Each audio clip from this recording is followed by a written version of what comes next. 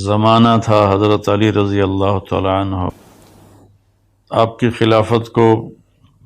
5 سال کے قریب ہونے والے تھے، 4 سال 9 ماہ ہے۔ تو آپ گھر سے نکلے تو آپ نماز کے لیے اٹھاتے تھے لوگوں کو، الصلاۃ الصلاۃ الصلاۃ۔ جب مسجد کے دروازے میں داخل ہوئے تو وہاں خارجی عبد الرحمن بن ملجم چھپا ہوا تھا، اس نے آپ پر سیدھا وار کیا جو ایسے پیشانی کو چیرتا ہوا سر میں اتر گیا اور آپ کی داڑھی خون سے بھر گئی۔ حضرت زینب رضی اللہ عنہ روتی ہوئی آئیں تو وہ امیر المومنین، ہائے امیر المومنین، تو وہ کم بخت کہنے لگا میں نے امیر المومنین کو نہیں مارا، میں نے علی کو مارا ہے۔ پھر وہ تسلی کے لیے اپنے باپ کو تسلی دینے لگیں تو پھر وہ بولا جتنی مرضی تسلیاں دے لو یہ نہیں بچے گا، اس تلوار کو 1 مہینہ میں نے زہر میں ڈبو کے رکھا ہے، اس کا ایک ہی وار سارے جسم میں زہر کو پھیلا دیتا ہے۔ تو میں قربان جاؤں اہل بیت کے اخلاق۔ لوگوں نے جب اسے پکڑ لیا تو آپ نے فرمایا کہ احسنوا نزلہ، یہ مہمان ہے، اس کا اچھی طرح اکرام کرو اور اس کو اچھا بستر دو نرم، اور میں زندہ رہا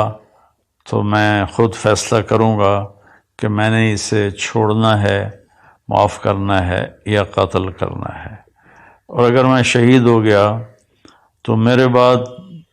تمہیں اجازت ہے، چاہو تو معاف کر دو، معاف کر دو تو اچھی بات ہے، ساتھ یہ بھی فرمائے، اور چاہو تو قتل کرو۔ پھر قتل اس طرح نہ کرنا کہ اس کے ناک کاٹو، کان کاٹو، زبان کاٹو، ہاتھ کاٹو، پاؤں۔ اقتلوہ قتلتی، جیسے اس نے مجھے قتل کیا، میرے سر پہ تلوار ماری، تم بھی ایک تلوار مار کے اس کا کام تمام کر دینا۔ آپ کی وفات کا، شہادت کا واقعہ پہلے سنایا۔ اب اس میں کچھ اختلاف ہے تاریخی، جو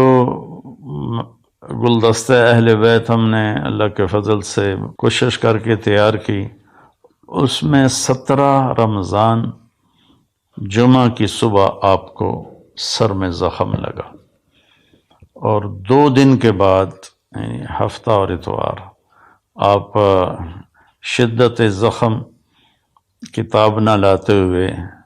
آپ نے اتوار کی رات کو جام شہادت نوش کیا، اور پھر پیر کے دن آپ کی تدفین ہوئی اور آپ کا جنازہ حضرت امام حسن رضی اللہ تعالیٰ عنہ نے پڑھایا، اور آپ کو وہیں دار الامیر المومنین میں دفن کیا گیا۔